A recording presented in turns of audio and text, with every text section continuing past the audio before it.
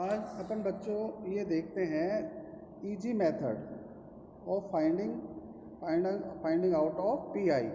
In few special cases. मतलब कुछ विशिष्ट स्थितियों में पर्टिकुलर इंटीग्रल का मान अपन कैसे निकाल सकते हैं। तो कुछ विशिष्ट स्थितियाँ क्या हैं, जैसे अपने पास में जैसे मान लो linear differential equation with constant coefficient f D Y equal to क्या है, क्यू एक्स है। तो अपन क्या करते हैं, राइट हैंड साइड में क्या है, क्यू एक्स बराबर मान लो ई की पावर ए एक्स है। तो ई की पावर ए एक्स है तो F D Y equal to क्या हुआ, ई की पावर ए एक्स, जहाँ ए क्या है, कोई कांस्टेंट है। तो f of D Y equal to e की पावर ए एक्स। तो अपन इसका वैल्यू निकालना है, ई की power A x upon F of D. तो इसका वैल्यू निकालने के लिए अपन क्या करते हैं, डी की जगह ए रख देते हैं। तो इसका वैल्यू निकालना पड़ेगा ई की power A x upon F of D.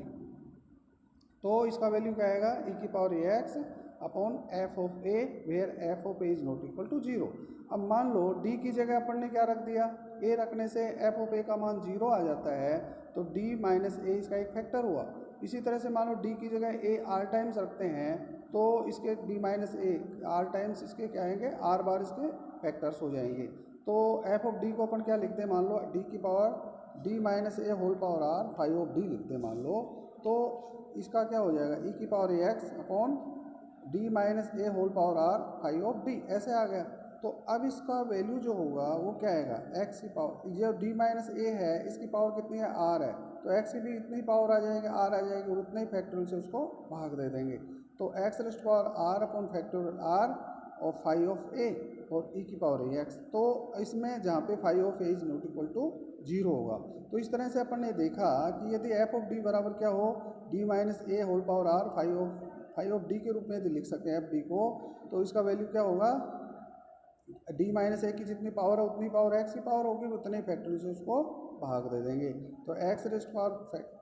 Power are upon factorial r five of a, जहाँ पे five of A is not equal to क्या है, जीरो है। तो अब जैसे मान लो, तो इस तरह से अपन ने देखा कि जब F of D Y is equal to Q X है और Q X is equal to क्या है, ई की पावर ए एक्स है, तो इसका मतलब राइट, जब इसका सॉल्यूशन निकालते हैं तो इसका सॉल्यूशन क्या होता है, Y is equal to C F plus P I, complementary function plus particular integral. तो सी एफ निकालेंगे पहले तो, और फिर इसका पी आई निकालेंगे। तो पी आई निकालेंगे तो क्या आएगा, ई की power A x upon F of D आ जाएगा। तो ई की power A x upon F of D का मान क्या आएगा, D is plus by a. तो ई की पावर ए एक्स अपॉन एफ डी बराबर क्या आ गया, ई की power A x upon f a. यदि मान लो डी की जगह ए रखने से एफ डी के वैल्यू जीरो हो जाते हैं, तो उस स्थिति में जितने भी इसके डी बराबर ए रखने से जीरो होते हैं, उतने लीनियर फैक्टर्स की जो पावर होती है उतनी एक्स की पावर से लेकर के उतने ही फैक्टोरियल से भाग दे देंगे। और बाकी का जो फंक्शन ऑफ डी है, जिससे डी का मान ए रखने से जीरो नहीं होता है, वो उससे उसको फाइव ऑफ ए के द्वारा रिप्रेजेंट कर देंगे, where phi of A is not equal to zero. इस तरह से अपन ने देखा कि ई की power A x upon D minus A whole power are five of D बराबर क्या हो जाएगा, एक्स की power are upon factorial r five of a into ई की पावर ए एक्स। तो इस तरह से जैसे ये आए, इन रिजल्ट्स का उपयोग करते हुए अपन कुछ प्रॉब्लम सोल्व करते हैं। जैसे डी की power 4 minus M 4 Y is equal to hyperbolic cos of M X, ये है अपने पास में। तो इसमें कैपिटल डी की जगह अपन क्या रख देते हैं, तो सबसे पहले सी एफ लिखेंगे। तो सी एफ लिखने के लिए अपन क्या करेंगे, ऑक्सिलरी इक्वेशन निकालेंगे। तो ऑक्सिलरी इक्वेशन निकालने के लिए capital D is replace by capital M है मान लो।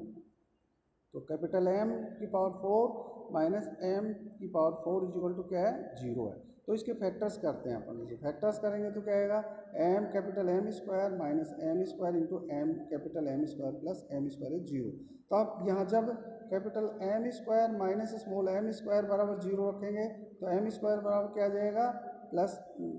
एम स्क्वायर बराबर M square small M square, या एम कैपिटल एम बराबर प्लस माइनस एम आएगा। या इसके फैक्टर्स कर लिया अपन ने, capital M plus M into capital M minus M, और ये m capital M square plus M square आ रहा है। अब capital M square plus small M square is equal to zero करेंगे, तो उस स्थिति में क्या आएगा, capital M square is equal to minus M square, या कैपिटल एम बराबर क्या आ जाएगा, प्लस माइनस आइटा एम आ जाएगा। और इसी तरह से कैपिटल एम प्लस एम बराबर जीरो करेंगे तो एम कैपिटल एम बराबर माइनस एम आएगा, और कैपिटल एम माइनस एम बराबर जीरो करेंगे तो कैपिटल एम बराबर स्मॉल एम आ जाएगा। तो इस तरह से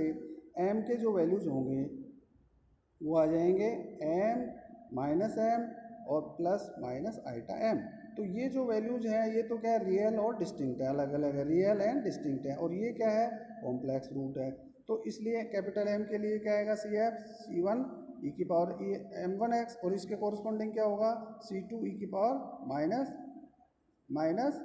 mx, और यहाँ पे alpha plus minus iota beta के फॉर्म में है, तो अल्फा इज 0 है और आइटा बीटा इज m है, तो alpha plus minus iota beta के संगत क्या होते हैं, ई की power alpha X C1 cos of beta X plus C2 sine of beta X, इस रूप में होता है सी एफ। तो इसलिए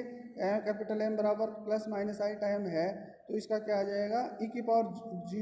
0 प्लस आइटा में m है ना, और ई की पावर 0 मीन्स 1, तो ये आ जाएगा C3 cos of mx plus C4 sine of mx, तो ये अपना सी एफ आ गया। तो सी एफ ये आ गया। अब अपने को क्या निकालना है, पी आई निकालना है। तो पी आई निकालने के लिए अपने को क्या करना पड़ेगा,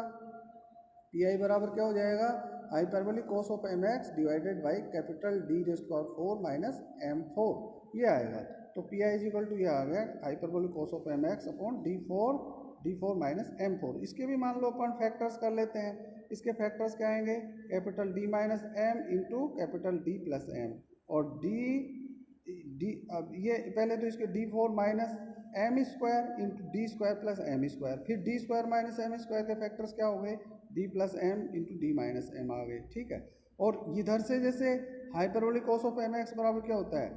इसको भी एक्सपोनेंशियल फॉर्म में, हाइपरबोलिक फंक्शन को एक्सपोनेंशियल फॉर्म में कन्वर्ट कर लेते हैं। तो hyperbolic cos of M X बराबर क्या होता है, ई की power M X plus E की power minus M X divided by 2, तो इसको इस रूप में लिख दिया। अब इसको अपन क्या करते हैं, इसको अब अलग इधर ले आते हैं, जैसे इसके साथ इसको अलग खोल लेते हैं, तो 1/2 ई की पावर एम एक्स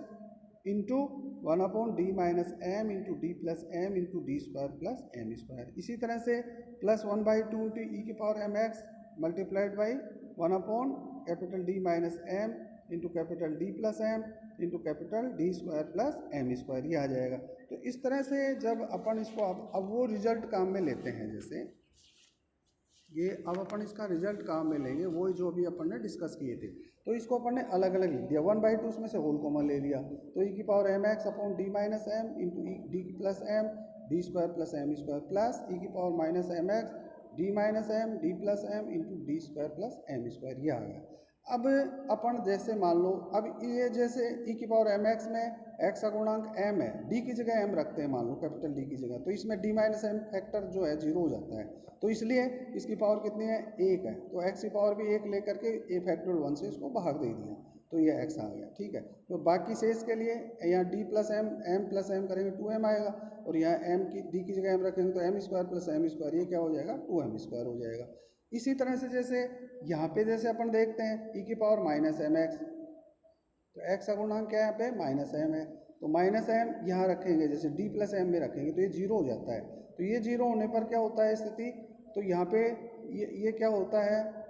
इसको यहाँ पे माइनस एम तो ये माइनस 2m हो गया, और ये पर ये क्या हो गया, इसको 0 हो गया, तो इसकी पावर कितनी है, 1 है, तो x की पावर 1 अपॉन फैक्टोरियल 1 कर देंगे, और यहाँ इसको कैपिटल D की जगह माइनस एम करेंगे तो माइनस एम का whole square plus M square, तो ये प्लस एम स्क्वायर। अब इसको जैसे सरल करेंगे, तो इसको सरल करने से अपने पास में 1/2 तो बाहर आ गया, तो x इंटू ई की पावर एम एक्स और m प्लस एम 2m हो गया, और m square plus M square 2m square हो गया। इसी तरह से यहाँ पे माइनस एम और माइनस एम माइनस 2m आ जाएगा, और m square plus M square ये क्या आ गया, 2m स्क्वायर आ गया। अब इसमें से अपन क्या कॉमन ले सकते हैं,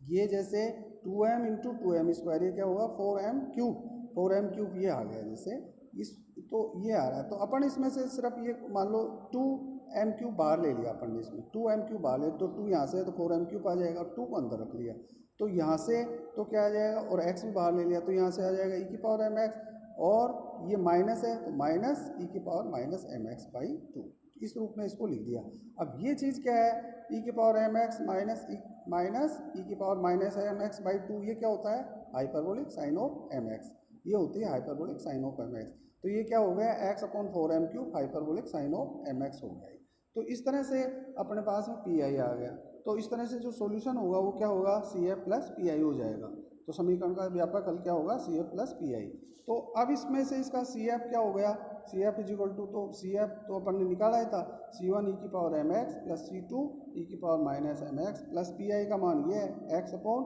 ये सी एफ क्या था, सी1 ई की power M X plus C2 ई की power minus M X plus C3 cos of M X plus C4 sign of M X plus P I x upon 4m cube hyperbolic sine of M X. तो इस तरह से अपने पास में result क्या आ गया, y is equal to C F plus P I और C F plus P I बराबर इसके आ गया। इसी तरह से जैसे मान लो अपन एक दूसरा और सोल्व करते हैं क्वेश्चन, तो इसमें क्या है, डी स्क्वायर प्लस 1 का whole square into D minus 1 का होल स्क्वायर इंटू वाई बराबर ई की पावर एक्स है। तो इसका भी ऑक्सिलरी इक्वेशन लिखते हैं पहले। तो capital D is plus by M, तो एम स्क्वायर प्लस 1 का whole square into M minus 1 का होल स्क्वायर इज 0। तो यहाँ से एम माइनस 1 का होल स्क्वायर बराबर 0 करेंगे तो एम के बराबर 1 दो बार रिपीट होगा, और एम स्क्वायर प्लस 1 का होल स्क्वायर, तो एम स्क्वायर प्लस 1 इज 0, तो M square is minus iota या M is equal to plus minus iota, और ये भी कितने बार रिपीट होगी, दो बार रिपीट होगी। तो इस तरह से इसके रूट्स जो है रियल और रिपीटेड हैं, और साथ साथ में कॉम्प्लेक्स और इक्वल भी हैं, रिपीटेड हैं। तो इस स्थिति में जब 1 1 के लिए तो क्या आएगा, सी1 प्लस सी2 एक्स ई की पावर एक्स, और प्लस माइनस आइटा ये दो बार आ रहा है, तो इसके लिए क्या आएंगे, इसका वैल्यू क्या आ जाएगा, एल्फा 0 है, तो इसका क्या आएगा, ई की पावर 0 इंटू एक्स मीन्स 1, सी1 प्लस सी3, चूँकि सी1 सी2 तो आ चुके हैं, इसलिए सी3 plus C4 x cos of x plus C five plus सी6 x sign of x, ये आ गया इसका सी एफ। और पी आई क्या आएगा, पी आई आएगा ई की power X upon D square plus 1 का whole square upon D minus 1 का होल स्क्वायर, ऐसे आ गया। अब इसमें ई की पावर ए एक्स से तुलना करें तो ए इज इक्वल टू 1 है, तो डी माइनस 1 में डी बराबर 1 रखेंगे तो ये 0 हो जाता है, तो इसकी पावर कितनी है, 2 है, तो 2 बार, तो एक्स की पावर भी 2 लेकर के फैक्टोरियल 2 से भाग दे देंगे, और यहाँ पे डी बराबर 1 रखेंगे तो 1 आ जाएगा, तो 1 प्लस 1 इज 2। तो इसको सोल्व करने से क्या आ जाएगा, एक्स स्क्वायर ई की पावर एक्स और 1 प्लस 1 2 का होल स्क्वायर 4 2 4 2 8, तो एक्स स्क्वायर ई की power x by divided by 8, तो ये पी आई आ गया, एक्स स्क्वायर इंटू की पावर एक्स डिवाइडेड बाई 8। तो अब इसका मतलब y इज इक्वल टू क्या आ गया, C F plus P I, तो सी एफ का मान भी लिख दिया अपन ने, सी1 प्लस सी2 एक्स ई की power x plus x square, ये सी3 प्लस सी4 x cos x plus C five plus सी6 x sine x plus x square ई की पावर एक्स डिवाइडेड बाई 8। इस तरह से अपन यदि राइट हैंड साइड में क्या हो, ई की पावर ए एक्स हो, तो उस स्थिति में अपन ये सूत्र का उपयोग करते हुए पी आई का मान निकाल सकते हैं, और इस तरह से अपन दिए हुए समीकरण का सॉल्यूशन निकाल सकते हैं, y बराबर C F plus P I लिख करके। Thank you.